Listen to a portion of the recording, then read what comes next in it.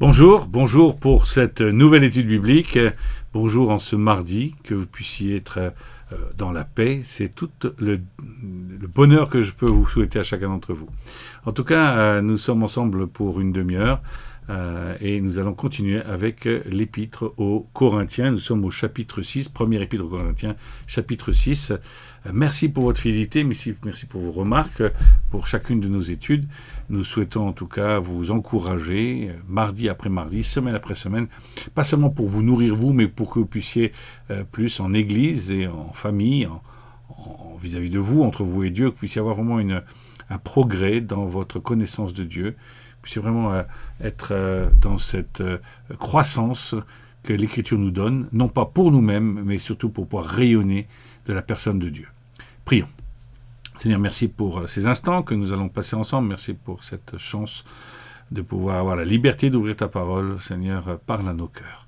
Te confions nos malades, confions ceux qui cherchent du travail. Pensons, Seigneur, pensons à ceux qui sont dans le doute. Accompagnez-les, Seigneur, par ton Esprit Saint et donne-nous aussi de pouvoir penser à l'Église persécutée. Pensons aussi aux autorités belges. Nous pensons aux autorités françaises. Nous pensons à toutes ces situations compliquées dans lesquelles les uns et les autres sont suite à ce confinement partiel. Te prions, Seigneur, qu'ils puissent venir en aide aux chefs d'entreprise et donner beaucoup de sagesse pour que tout cela reprenne, mais peut-être avec un autre Esprit Saint. Un esprit, Seigneur, que tu leur donneras pour qu'ils puissent réorganiser notre société, non pas à mal, mais à bien. Dans le nom de ton Fils, nous te prions. Amen. Voilà, nous sommes dans ce chapitre que je vais tout de suite commencer avec vous, au chapitre 6. C'est intéressant de voir que nous sommes là encore à un petit tournant. Il y a une douzaine de chapitres, un peu plus, dans cette première aux Corinthiens. Il y a tous ces chapitres qui concernent les questions de fonctionnement. Jusqu'au chapitre 16, nous verrons que Paul va insister sur l'identité que nous avons en Jésus-Christ. Évidemment, si Dieu nous demande de ne pas nous disputer comme tout le monde se dispute, de ne pas y avoir de division parmi nous, comme il y a des divisions un peu partout, d'avoir tel ou tel comportement dans le domaine moral ou sexuel, contrairement à ce qui se passe autour de nous, c'est parce que nous ne sommes pas dans les mêmes principes généraux de ce monde dans lequel nous vivons, mais nous avons retrouvé le mode d'emploi originel, celui qui est en Dieu. La Bible nous dit que l'homme a été fait pour ceci, pour cela, en deux choses en particulier, en tout cas l'adoration, et aussi de vivre l'amour de Dieu entre nous, cet amour que nous avons reçu. Donc c'est important de se rendre compte que tout ce cadre, c'est celui qu'il faut retrouver pour que l'église locale au sens de notre église, par exemple, rue Anatole France, à la Louvière, mais aussi l'église locale de la région du centre. Nous avons eu une pastorale il n'y a pas longtemps, une rencontre des pasteurs de nos différentes églises ou responsables d'églises, et nous étions dans la joie, et nous sommes encore dans la joie de pouvoir dire notre communion, même si nous sommes dans une grande variété du protestantisme et de l'évangélisme. Voilà, nous allons prendre ce texte qui va nous parler particulièrement de notre identité en Christ, qui va dicter alors toute notre manière de vivre, et va nous s'imposer à nous pour que nous puissions plaire à notre Père. Lorsque l'un de vous a un litige avec un autre, comment ose-t-il demander justice devant les injustes et non devant les saints ? Ne savez-vous pas que les saints jugeront le monde ? Et si c'est par vous que le monde doit être jugé, êtes-vous incapable de rendre des jugements de faible importance ? Ne savez-vous pas que nous jugerons les anges ? Combien plus les affaires de la vie courante ? Or, si vous avez des litiges concernant les affaires de la vie courante, vous prenez pour juge les gens dont l'Église ne fait aucun cas. Je le dis à votre honte. Ainsi, il n'y a parmi vous pas un seul homme sage qui puisse juger entre ses frères et sœurs. Au contraire, un frère est en procès contre un frère, et cela devant des incroyants. C'est déjà pour vous un échec complet que d'avoir des procès les uns avec les autres. Pourquoi ne supportez-vous pas plutôt une injustice ? Pourquoi ne vous laissez-vous pas plutôt dépouiller ? Mais c'est vous, au contraire, qui commettez l'injustice, qui dépouillez les autres, et c'est envers des frères et sœurs que vous agissez ainsi. Ne savez-vous pas que les injustes n'hériteront pas du royaume de Dieu ? Ne vous y trompez pas. Ni ceux qui vivent dans l'immoralité sexuelle, ni les idolâtres, ni les adultères, ni les travestis, ni les homosexuels, ni les voleurs, ni les hommes toujours désireux de posséder plus, ni les ivrognes, ni les calomniateurs, ni les exploitateurs n'hériteront du royaume de Dieu. Et c'est là ce que vous étiez, certains d'entre vous. Mais vous avez été lavés, mais vous avez été déclarés saints, mais vous avez été déclarés justes au nom du Seigneur Jésus-Christ par l'Esprit de notre Dieu. Tout m'est permis, mais tout n'est pas utile. Tout m'est permis, mais je ne me laisserai pas dominer par quoi que ce soit. Les aliments sont pour le ventre et le ventre pour les aliments. Et Dieu détruira l'un comme l'autre. Mais le corps n'est pas pour l'immoralité sexuelle. Il est pour le Seigneur, et le Seigneur est pour le corps. Or, Dieu qui a ressuscité le Seigneur nous ressuscitera aussi par sa puissance. Ne savez-vous pas que vos corps sont les membres du Christ? Prendrai-je les membres de Christ pour en faire les membres d'une prostituée? Certainement pas. Ne savez-vous pas que celui qui s'unit à la prostituée est un seul corps avec elle? En effet, il est dit, les deux ne feront qu'un. Mais celui qui s'unit au Seigneur est un seul esprit avec lui. Fuyez l'immoralité sexuelle. Tout autre péché qu'un homme commet est extérieur à son corps, mais celui qui se livre à l'immoralité sexuelle pêche contre son propre corps. Ne savez-vous pas, votre corps est le temple du Saint-Esprit qui est en vous et que vous avez reçu de Dieu. Vous ne vous appartenez pas à vous-même, car vous avez été rachetés à un grand prix. Rendez donc gloire à Dieu dans votre corps et dans votre esprit qui appartiennent à Dieu. Deux sujets sont développés ici, mais les deux tiennent dans une réponse commune quant à la manière de vivre et la manière d'apprécier ce monde dans lequel nous sommes. On nous demande tout simplement de nous souvenir en toutes circonstances, que ce soit sur le plan social et judiciaire, comme autant sur le plan sexuel, que nous sommes en Christ, que notre identité est en Christ, que c'est lui qui nous redonne, alors le terme, j'allais dire, de patois de Canaan, c'est souvent une nouvelle naissance, c'est-à-dire un nouveau départ, et parce qu'il est à l'origine de ce nouveau départ, nous devons nous identifier au modèle que nous avons en Christ. C'est pourquoi nous ne pouvons pas faire n'importe quoi dans la manière de nous apprécier les uns les autres, et puis aussi dans la manière de traiter notre propre corps. Ainsi, notre manière de vivre indiquera aussi qui est notre modèle de vie aux uns et aux autres. Donc, se souvenir de qui nous sommes, dans cette 1 Corinthiens chapitre 6, il nous dit d'abord que nous ne nous appartenons pas à nous-mêmes, que nous avons été rachetés à un grand prix. Nous allons le relire. Dans un deuxième temps, que nous avons été lavés, sanctifiés, transformés, justifiés. Et puis finalement, on nous rappelle que nous sommes le temple du Saint-Esprit, ce qui justifie alors une autre manière de vivre, un changement de direction qui s'appelle, quand on fait du ski, une conversion. Autrement dit, se donner, marcher avec Christ, c'est changer de direction ou corriger sa manière de marcher tous les jours pour ressembler toujours plus à celui en qui nous nous identifions, à savoir le Christ lui-même. Notre modèle n'est pas sur terre, il est déjà, j'allais dire dans les airs, il est à la droite de Dieu le Père. Lisons le chapitre 6, quelques versets, les versets 1 à 8. Lorsque l'un d'entre vous est en litige avec un autre, comment ose-t-il demander justice devant les injustes et non devant les saints? Ne savez-vous pas que les saints jugeront le monde? Si ce n'est pas par vous que le monde doit être jugé, êtes-vous incapable de rendre les jugements des faibles importances? Ne savez-vous pas que nous jugerons les anges? Combien plus les affaires de la vie courante? Or, si vous avez des litiges concernant les affaires de la vie courante, vous prenez pour juge des gens dont l'Église ne fait aucun cas. Je le dis à votre honte. Ainsi, il n'y a parmi vous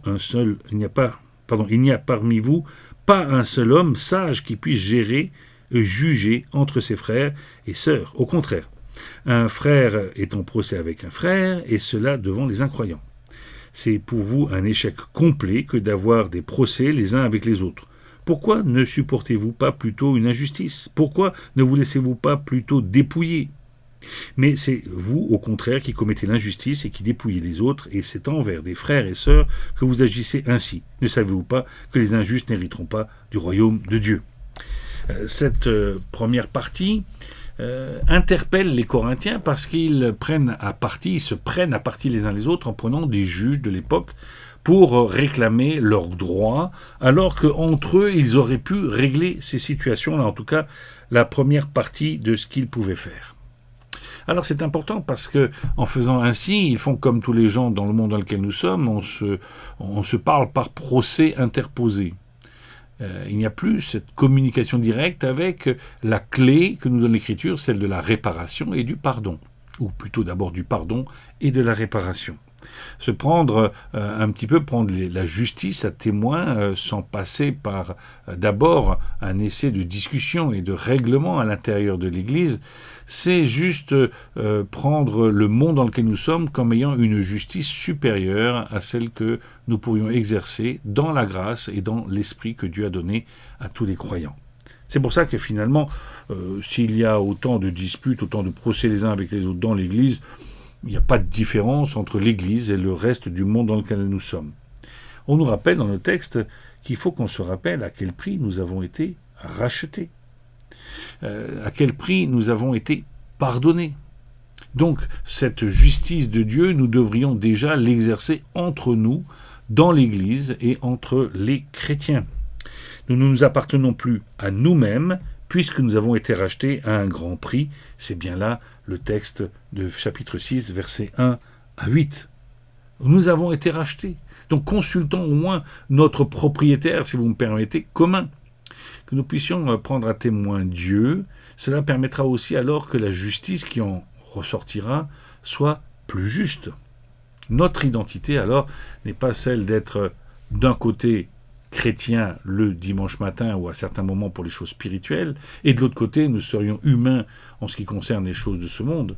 Il n'y a pas de dichotomie, de saucissonnage, de découpage de l'être humain, de schizophrénie chrétienne qui ferait que tantôt nous serions humains et d'autre côté nous serions spirituels. La transformation du spirituel en profondeur, ce rachat de nos péchés, ce changement de camp qui est opéré par le Christ en nous prenant d'un camp pour nous mettre à un autre camp, en ayant une nouvelle vie, une nouvelle chance pour pouvoir avancer, devrait nous pousser à avoir plus de mansuétude et plus de justice les uns envers les autres, les uns avec les autres. Nous acceptons le même Dieu, le même Sauveur, donc nous acceptons la même ressource, la même source pour la justice. Ça me fait penser à tout simplement à ce nombre de situations où ces ressentiments dans l'Église font que les gens quittent une Église pour aller à une autre, mais en fait emportent avec eux les mêmes problèmes qu'ils avaient ici ou là. Pas forcément qu'ils soient à l'origine des problèmes qui les ont poussés à quitter l'Église, mais le fait de ne pas régler telle ou telle situation en interne, dans la paix de Dieu, fait qu'on retrouve des fois des chrétiens qui se font des procès les uns les autres, des chrétiens qui revendiquent les bâtiments ou qui revendiquent telle ou telle chose dans l'Église et qui font appel à des tribunaux de ce monde pour juger. J'ai connu une situation comme ça où il y a quelqu'un qui a réclamé à corps et à cri des bâtiments qui leur appartiendraient simplement parce qu'ils avaient participé financièrement par des dons et des collectes. Mais le bâtiment a été destiné à une autre fonction religieuse, encore à cette époque-là, avec un autre groupe plus dirigeant. Mais il y avait conflit entre les dirigeants des deux églises, ou plutôt d'une église et des gens qui ne reconnaissaient pas l'autorité. Et le seul procès qui a été mis, c'était de dire qu'on allait les mettre devant les tribunaux. Et dans les journaux, nous pouvions lire Baptiste contre Baptiste. Ça fait toujours plaisir, n'est-ce pas? Ça nous fait en tout cas une très bonne publicité. Et toutes ces choses auraient pu être réglées, surtout qu'avec le temps, les choses se sont envenimées. Finalement, une chose intéressante, c'est qu'un des partis a décidé de laisser tomber ceux qui avaient en tout cas le plus de raison. On dit voilà, vous voulez, on vous donne. Et malheureusement, ceux qui ont hérité toujours dans la dureté de cœur, sans la justice de Dieu, simplement avec la justice des hommes qui ont pu récupérer ce bâtiment. En fait, ce bâtiment aujourd'hui ne sert que pour faire autre chose, mais pas de culte, ou très peu. Je crois il va être reloué à une autre communauté religieuse qui en fera bon usage. Quelle image donnons-nous au monde dans lequel nous sommes? Quelle identité donnons-nous au monde dans lequel nous sommes? Nous rappelons que le Christ a supporté des insultes, supporté toutes sortes de choses, parce qu'il avait un but, et que ce but a pu ressortir par son attitude. Nous rappelons aussi la manière dont Christ nous interpelle lorsque nous marchons. Eh bien, je lis Matthieu chapitre 5, versets 39 à 40. Moi aussi, je vous dis de ne pas résister aux méchants. Si quelqu'un te frappe sur la joue droite, tends-lui l'autre. Si quelqu'un veut te traîner en justice, prends ta tunique, laisse-lui encore ton manteau. Il y a un moment où il y a des choses pour lesquelles il faut se battre, mais il y a des choses pour lesquelles il ne faut pas se battre, surtout quand ça amène la division. Le deuxième point que nous lisions au verset 9 à 14, je lis rapidement. Ne savez-vous pas que les injustes n'hériteront pas du royaume de Dieu? Vous ne vous y trompez pas. Ni ceux qui vivent dans l'immoralité sexuelle, ni les idolâtres, ni les adultères, ni les travestis, ni les homosexuels, ni les voleurs, ni les hommes toujours désireux de posséder plus, ni les ivrognes, ni les calomniateurs, ni les exploiteurs n'hériteront du royaume de Dieu. Et c'est là ce que vous étiez certains d'entre vous. Mais vous avez été lavés, mais vous avez été déclarés saints, mais vous avez été déclarés justes au nom du Seigneur Jésus-Christ et par l'Esprit de notre Dieu. Tout m'est permis, mais tout n'est pas utile. Tout m'est permis, mais je ne me laisserai pas dominer par quoi que ce soit. Les aliments sont pour le ventre et le ventre pour les aliments. Et Dieu détruira l'un comme l'autre.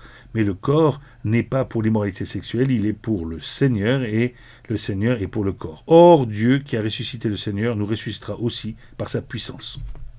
Cette deuxième partie nous rappelle une autre partie de notre identité. Si la première chose, c'est que nous avons été rachetés, nous avons changé de camp, nous avons un nouveau nom de famille, nous nous appelons chrétiens, enfants de Dieu, eh bien, nous rappelons que nous avons été sanctifiés, mis à part et justifiés.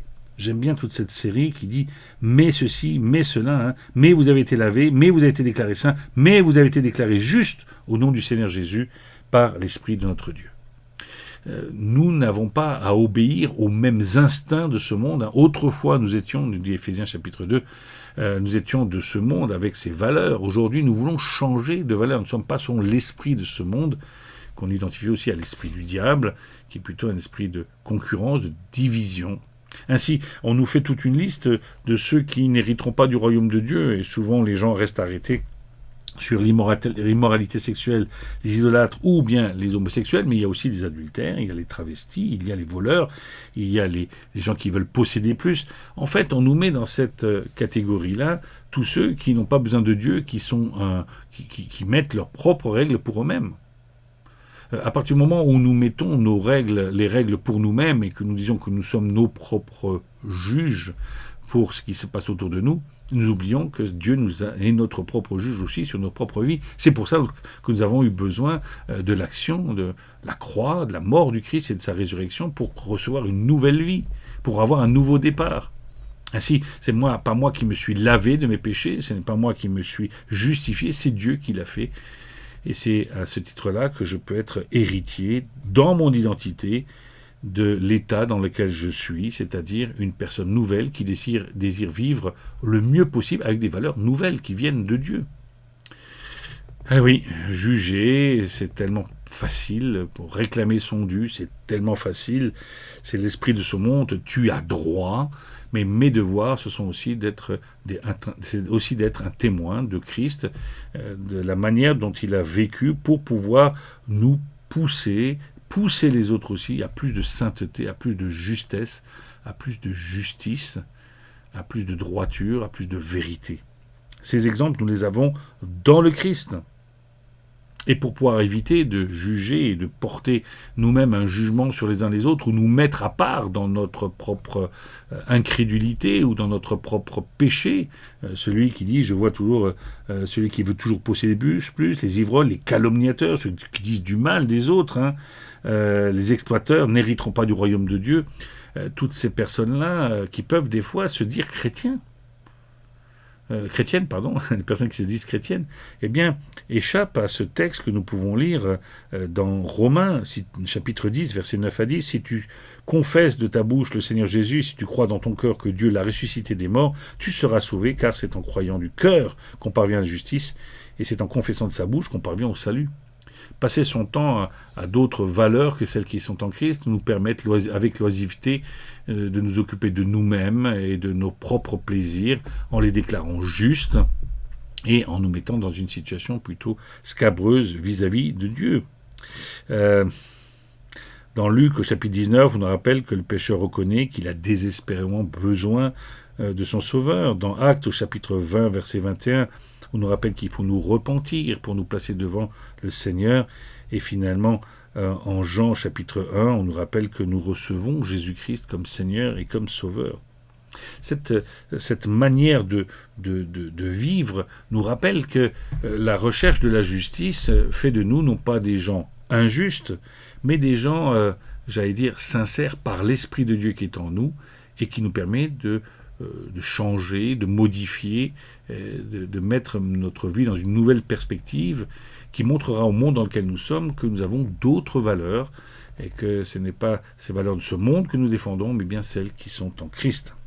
Chacun doit pouvoir examiner son cœur en 2 Corinthiens chapitre 13, ça c'est beaucoup plus loin que notre passage d'aujourd'hui, mais examinez-vous vous-même pour voir si vous êtes dans la foi, éprouvez-vous vous-même, ne reconnaissez-vous pas que Jésus-Christ est en vous, à moins peut-être que l'épreuve ne soit pour vous un échec. Autrement dit, lorsque nous avons des soucis, lorsque on nous injurie, lorsque on se moque de nous, dans l'Église on a des fois des tensions, eh bien nous devrions réagir non pas comme peut-être celui qui a dérapé en face de nous, mais réagir et reprendre les choses avec douceur et avec amour, afin de mettre en pratique ce verset. Tu aimeras ton prochain comme toi-même, qui est précédé, tu aimeras Dieu de toutes tes forces. Aujourd'hui est un jour de salut, et c'est pour ça que ce jour de salut doit être aussi quelque chose qui est vécu même dans l'épreuve, même dans les tensions que nous avons les uns avec les autres, parce que nous croyons que Dieu est le seul juge de ces situations-là. Sachons nous accompagner et sachons reconnaître que cette sanctification que nous avons eue, nous devons la reconnaître aussi dans nos actes et dans nos rapports les uns avec les autres.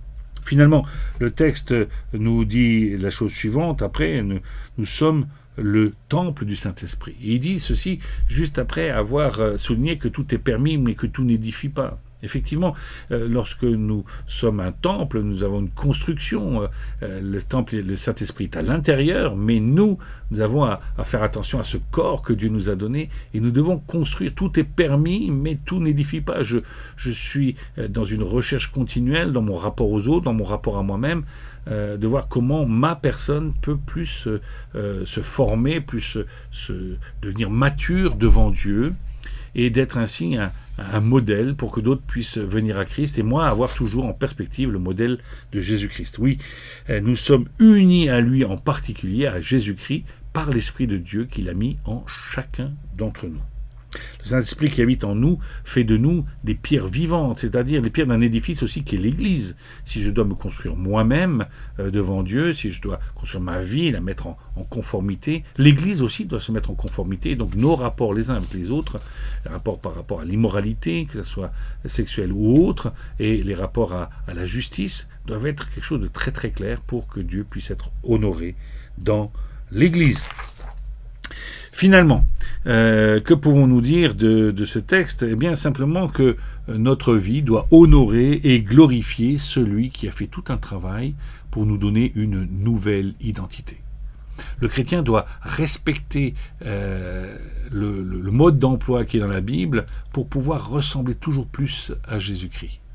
D'une façon à ne pas attrister Dieu qui veut vivre en nous, de nous-mêmes, parler à notre cœur, c'est-à-dire ce lieu des décisions.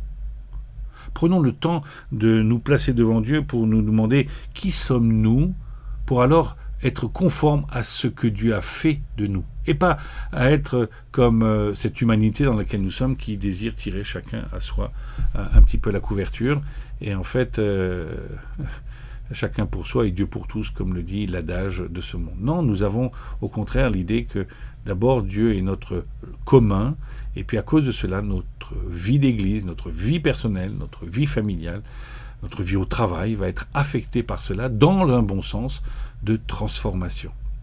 À ce sujet-là, j'ai une petite histoire qui va peut-être vous faire plaisir. On parle d'une histoire qui se serait peut-être passée il y a quelques années, pas mal d'années, à propos de la reine-mère, la reine Victoria.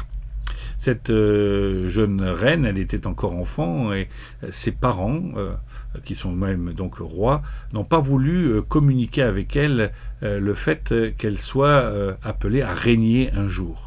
Ainsi, elle vivait sa vie de jeune fille avec une éducation, c'est jeune enfant même encore à ce moment-là, et elle faisait des bêtises comme tous les enfants peuvent en faire, et elle ne savait pas qu'elle allait devenir la future reine Victoria, reine d'Angleterre. Elle est en train de courir, elle fait des bêtises, et au bout d'un moment, la gouvernante n'en peut plus, elle lui dit la chose suivante: ne sais-tu pas que tu ne devrais pas te comporter ainsi en tant que future reine d'Angleterre? La petite fille s'arrête et elle réalise à ce moment-là ce que vient lui dire la gouvernante. Jusqu'à présent, elle vivait sa vie sans prendre conscience de ce qu'elle allait devenir. Et voilà la réponse de cette petite princesse, très surprise de ce qu'on lui venait de lui dire. Si c'est vrai ce que vous dites, alors je dois me comporter autrement. Je devrais être sage. Je souhaite que chacun d'entre vous, en lisant la parole de Dieu, avec cette expression, tout est permis, mais tout n'édifie pas, tout ne me construit pas, que vous puissiez comprendre que vous êtes appelés à représenter de plus en plus Jésus-Christ sur cette terre. Nous sommes les témoins.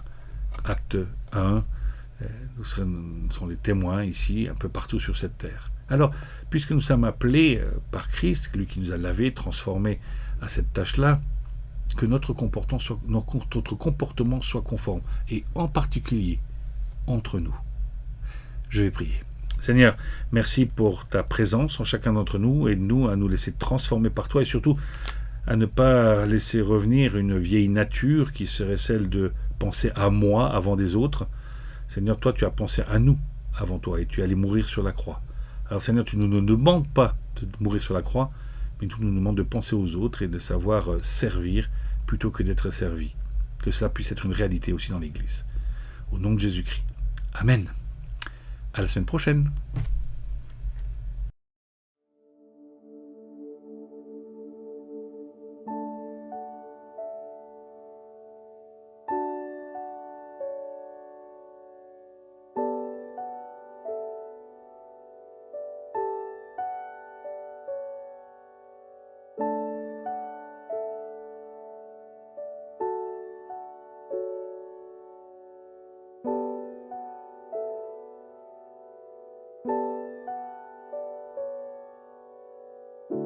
Je te prie et tu entends ma voix.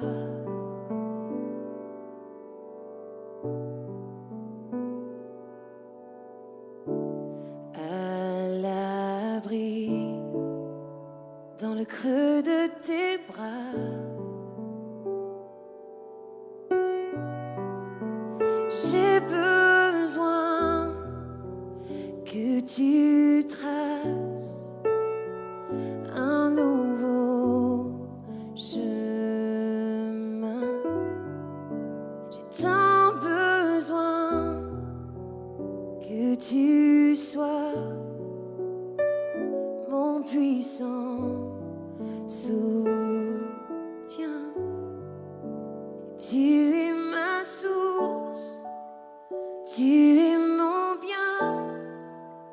Quand je me perds, tu prends ma main, tu me relèves de la poussière dans le désert. Tu me diriges vers ta lumière, Seigneur.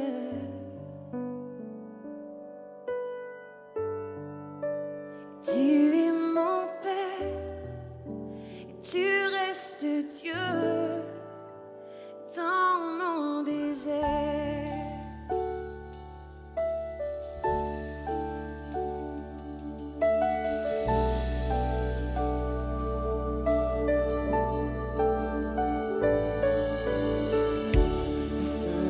Saint-Esprit, je me tiens devant toi.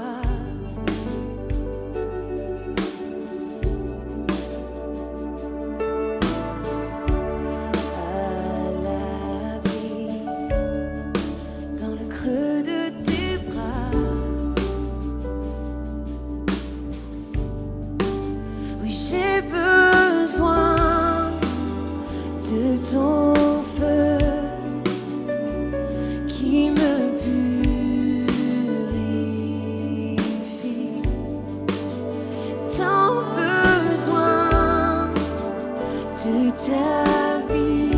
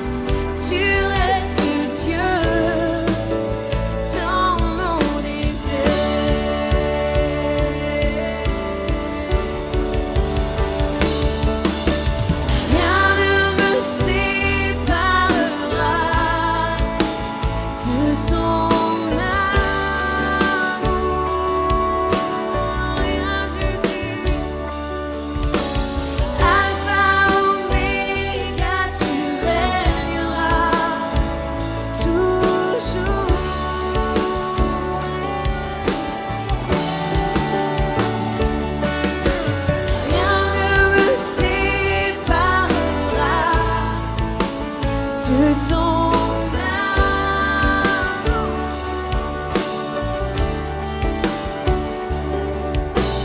Alpha, Oméga, tu régneras toujours.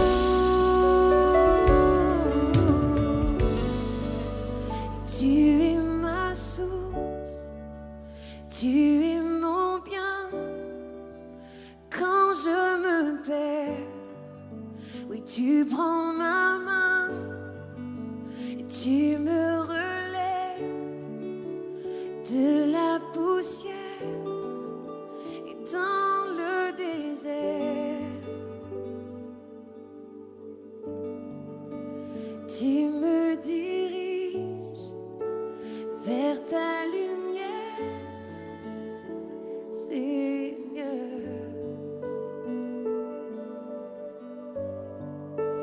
Tu es mon Père et tu restes Dieu dans mon désert.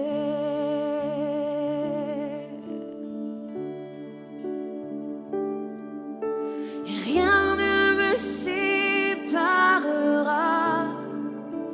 de ton amour. Église, dis-lui ce soir.